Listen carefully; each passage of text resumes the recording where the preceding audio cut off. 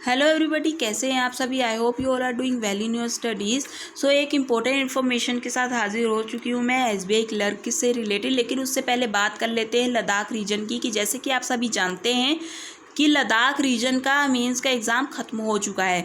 लेकिन बहुत से कैंडिडेट थे जिनके मन में ये सवाल था कि क्या लद्दाख रीजन का और जो बाकी स्टेट्स के जो भी बाकी एक फ़ाइनल रिज़ल्ट है क्या वो एक साथ आएगा। तो ऐसा कुछ भी नहीं है। मैं ये पहले डाउट क्लियर कर देती हूँ क्योंकि अलग अलग नोटिफिकेशंस हैं, दो इनका आपस में कोई भी लिंकेज नहीं है कि नहीं एक साथ आएगा या फिर कुछ भी ऐसा नहीं है। वो अलग एक कोइंसिडेंस हो जाए कि एक साथ रिज़ल्ट डिक्लेयर कर दे, पर ऐसा होने नहीं वाला है क्योंकि एसबीआई ये जो एग्ज़ाम जो है हमारा एग्ज़ाम था जो पूरा ऑल स्टेट्स का जो नोटिफिकेशन था वो स्पेशल वाला ड्राइव वाला नहीं, जो ऑल स्टेट्स का था वो पहले हो चुका है और उसका रिज़ल्ट भी अब आने ही वाला है जल्दी। उसका कोई ये लिंकेज बिल्कुल भी नहीं है, तो इसका आप टेंशन मत लीजिए। और उसके साथ साथ में जो भी कैंडिडेट सोच रहे हैं कि रिज़ल्ट कुछ और कारणों की वजह से भी डिले हो सकता है, तो ऐसा कुछ भी नहीं है। रिज़ल्ट डिले नहीं होने वाला है, ऐसा नहीं है। बाकी रिज़ल्ट जो है वो मई के मंथ में ही आएगा। लेकिन इसके साथ एक और चीज़ मेरा एक डाउट है जिसको आपको क्लियर करना है। ओके, ये जो 18,000 वैकेंसीज़ की चर्चा चल रही है जो हमारे चेयरमैन सर ने बोला है, तो मुझे तो यही लग रहा है कि उन्होंने इस साल की वैकेंसी का बोला है, ना कि नेक्स्ट ईयर की वैकेंसी का। उन्होंने ये बोला ना कि इस साल हमने जो 25-26 का उनके बात में उन्होंने ये बोला कि हमने इस साल डिकेड से भी ज़्यादा मतलब वैकेंसीज हमने जो रिक्रूटमेंट की। तो उनका मतलब तो यही था ना कि हमने जो इस साल की 18,000 वगैरह। मुझे वो समझ में नहीं आया कि उन्होंने नेक्स्ट ईयर का बोला कि इस साल। मुझे तो यही लग रहा है कि उन्होंने इस साल का ही बोला था कि जो हमने अभी रिक्रूटमेंट की है उसके बारे में, या फिर ये एसओ वगैरह का कि नेक्स्ट ईयर करने वाले हैं। और 18,000 जो भी वैकेंसीज़ का किया वो अभी किया। तो मुझे आप एक बार कमेंट कर ज़रूर बताइएगा। आप भले ही ये बोलो कि नहीं आपको नहीं समझ में आया कि क्या कैसे, आप ऐसा अगर बोल रहे हो तो कोई बात नहीं, पर हाँ मुझे नहीं ये चीज़ समझ में आई कि ये नेक्स्ट ईयर का था कि इस साल का था। बहुत कन्फ्यूज़न मुझे लगी इसमें, तो आप कमेंट कर बताइएगा। और एक चीज़ और मैं बता दूँ कि बहुत से कैंडिडेट्स हैं जो आपस में फ़ाइट कर रहे हैं। फ़ाइट क्यों कर रहे हैं? अपनी अपनी शिफ्ट के लिए। तो आप मुझे एक पहले ये बात बताइए कि आपके आपस में फ़ाइट करने से आपको क्या मिल जाएगा? क्या मार्क्स बढ़ जाएंगे आपके? क्या आपके मार्क्स कम हो जाएंगे? कुछ नहीं होने वाला है आपस में फ़ाइट करने से। आपस में फ़ाइट करने से कैंडिडेट के कुछ नहीं होगा। जो भी रिज़ल्ट तैयार होना है वो किसको करना है? एसबीआई को करना है। आपको तो करने जाना नहीं है, तो आप आपस में फ़ाइट ही क्यों कर रहे हैं? और एक चीज़ और मैं जानना चाहती हूँ कि क्या मैं एक्सपेक्टेड कट ऑफ 40s में बता दूँ मेंस की, तो आप खुश हो जाएंगे? आप मुझे इतने सारे व्यूज़ दे देंगे। मैं व्यूज़ के लिए 40s में बता दूँ कट ऑफ, तो आप खुश हो जाएंगे कि अरे नहीं हमारा तो सिलेक्शन हो जाएगा। ऐसा नहीं हो सकता ना। मैंने अगर कोई कट ऑफ की वीडियो बनाई है उसमें अगर मैं बात कर रही हूँ कट ऑफ की, तो कुछ सोच समझ के कर रही हूँ। मैंने ये तो नहीं बोला कि कट ऑफ इतनी जाएगी और सब सारे बच्चे फेल हो जाएंगे। उसमें मैं भी आती हूँ, मैं भी एक कैंडिडेट ही हूँ, मेरा भी एग्ज़ाम था। तो आपको मैं ये समझाने की कोशिश कर रही थी कि नॉर्मलाइजेशन अगर होगा, अगर कट ऑफ इतनी भी चली जाती है तो नॉर्मलाइजेशन में उनको मार्क्स बढ़ाने पड़ेंगे। क्यों बढ़ाने पड़ेंगे? अगर 1,000 किसी स्टेट की वैकेंसी है और उसमें कट ऑफ कितनी गई? उसमें कट ऑफ चली गई 80, तो बच्चे के 80 मार्क्स आने भी तो चाहिए, क्योंकि एग्ज़ाम का लेवल तो इतना नहीं था कि सबके 80 मार्क्स आ जाएंगे।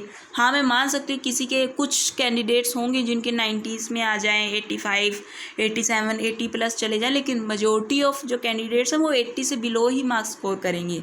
ऐसा है। तो ऐसे में क्या होगा? ऐसे में यही होगा ना कि उनको नॉर्मलाइजेशन में मार्क्स बढ़ाने पड़ेंगे, या फिर उनको ऐसा नॉर्मलाइजेशन बैलेंसिंग करनी पड़ेगी कुछ ना कुछ, या फिर उनको कट ऑफ कम करनी पड़ेगी। तो मेरे समझाने का मतलब यही था। आप अगर गलत मतलब ले गए तो फिर से मैं क्लियर कर रही हूँ कि मैंने कट ऑफ वाली जो वीडियो में जो भी समझाया था, मेरा मतलब ये था कि अगर उनको 1,000 स्टूडेंट चाहिए थे, कट ऑफ इंक्रीज़ होगी तो आपके मार्क्स भी इंक्रीज़ होंगे। अगर उनको 70 मार्क्स वाला क्राइटेरिया चाहिए और अगर वो क्राइटेरिया कम करते हैं तो फिर कट ऑफ भी उतनी 60s में भी कट ऑफ जा सकती है। तो ऐसे भी हो सकता है। तो आपको ये सब चीज़ों में आपस में फ़ाइट करने की या फिर कमेंट में भी फाइट करनी कि कोई ऐसी वो नहीं है कि आप ऐसे मतलब बोलें कि नहीं हमारी शिफ्ट अच्छी थी, हमारी क्या कैसी थी। आप अपने सबसे पहले तो आज मैं आपको ये बोल रही हूँ कि आप अपने कमेंट में अपने अटेम्प्ट ज़रूर शेयर करिए कि आपकी शिफ्ट कौन सी थी, आपकी कैटेगरी, आपके अटेम्प्ट्स, ये 3 चीज़ें आप शेयर कीजिए। फिर एक बार और मेजॉरिटी जिसकी जितनी होगी, या फिर आप कमेंट में ये बता दीजिए कि एक पोल ही डाल देती हूँ हर एक शिफ्ट का।